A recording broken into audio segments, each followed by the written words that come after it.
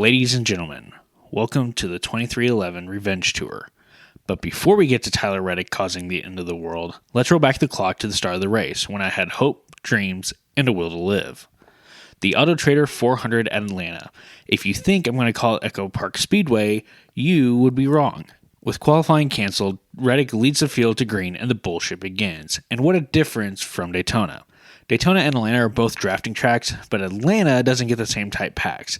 Instead, you get runs and moves and blocks galore.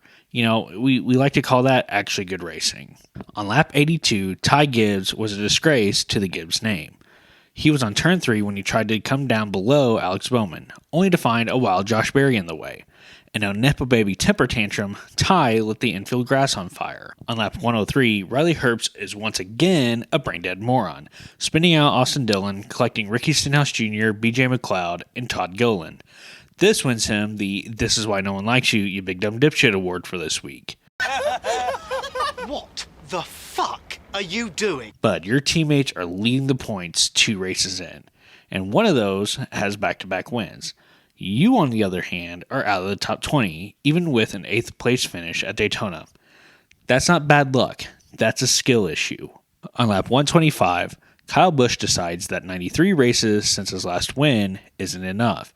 He comes up in front of Noah Gragson, who had a good run, and knocked Kyle back down the track and into the inside wall, ending his day. Afterwards, in the interview out of the infield care center, Kyle blamed Noah for the accident, saying he should have lifted. He, being Noah, he should have lifted. You pulled in front of someone with a run. What is he supposed to do? Just teleport out of the way? Yes, I feel like I'm taking crazy pills! Lap 160 would see the other Kyle completely fuck up coming to the end of stage 2. Kyle Larson pulls down in front of Tyler Reddick. However, what he didn't know is that New Zealand sent a hit squad in the form of SVG, sending both of them spinning and putting Kyle into the wall to end his day. Our defending champion has finished 16th at Daytona and 32nd today.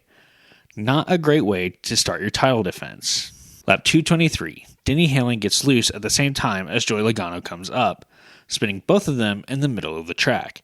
This collects Zilich, Stenhouse, Bowman, Byron, and Tyler Reddick. Tyler Regg's car was so damaged you can actually see his front right fender go flying into the air. At a high-speed drafting track like Atlanta, this is going to be absolutely detrimental to Tyler's chances to win. In the business, we call this foreshadowing. Leave it to Denny and Joey to turn a routine handling issue into a mass casualty incident.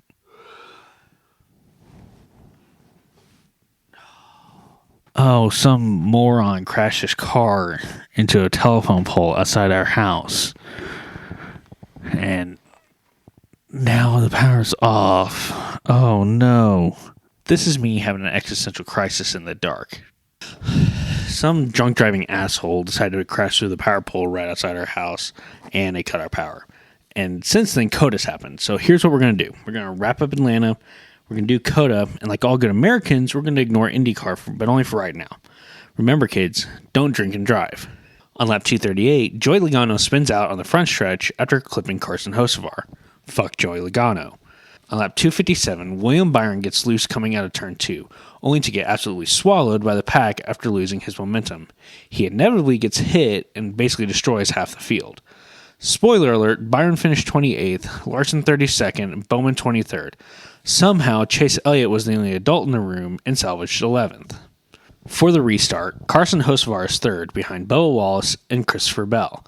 Carson recovered from being 2 laps down after having a tire down and his side window coming loose. Nothing is going to stop his move to the front. Who shall be the sacrifice under Carson's bloodlust? And the lucky winner is Christopher Bell, who left approximately 2 inches of space. Carson looked at that and said, "That's enough space." It was not. And everyone and their brother has to have an opinion. Is he too aggressive? Does he need to back it down? Fuck that noise. Carson Hocevar is appointment television at this point. Who was the last driver you could say that about? Why? Because fuck them, that's why. Well, now that that's out of the way, let's buckle back in for the end. Holy fuck, Tyler Reddick won again. How? Tyler Reddick should have been finished after his earlier crash.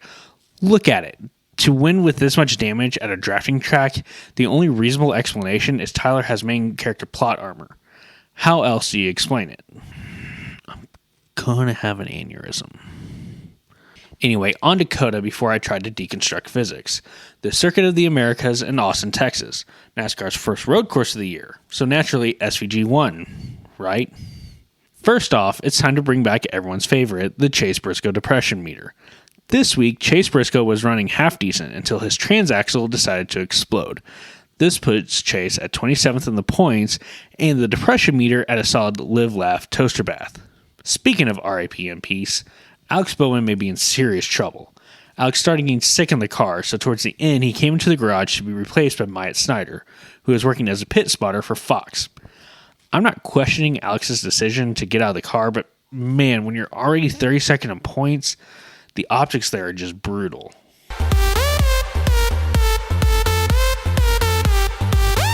Connor Zilic continues his rookie season beatings by getting spun out in turn 1 during the last restart by who else?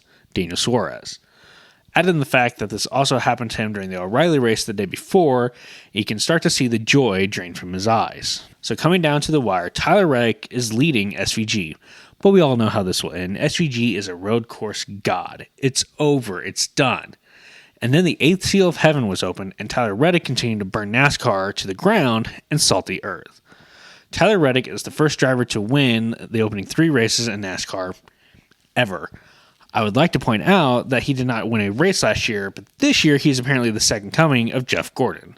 Look at me, sure. I'm the captain now. Let's go to the awards before my will to live slips even further. The What the Fuck Are You Doing award goes to Alex Bowman. Yes, it's only 3 races in, but your teammates are squarely in the fight and often in camera shot at the front of the field. You, on the other hand, are last in points among full-time drivers. There's no more winning in. You have to turn this around and be consistent. Consistently good, that is. The Well, I'll Be Damned award goes to SVG. With the finish of 6th at Atlanta, he looks to be figuring out the ovals. Well, at least the draft there. I owe you an apology. Maybe. We'll see after Phoenix.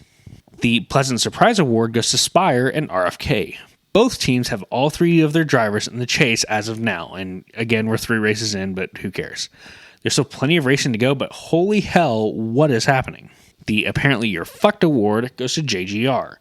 Nobody in the top 16 in points, Chase Briscoe's car falling apart, and all the drama and the apparent dumpster fire internally. You may truly be fucked. So to review, Tyler Reddick is the 4th horseman of the apocalypse and isn't bound by physics. Alex Bowman is hosed, Carson Hocevar is quickly becoming one of my favorites, and Riley Herbst needs to be sent down to bumper cars at some random amusement park. The apocalypse wasn't fire and brimstone. It was a beat-up Toyota with plot armor.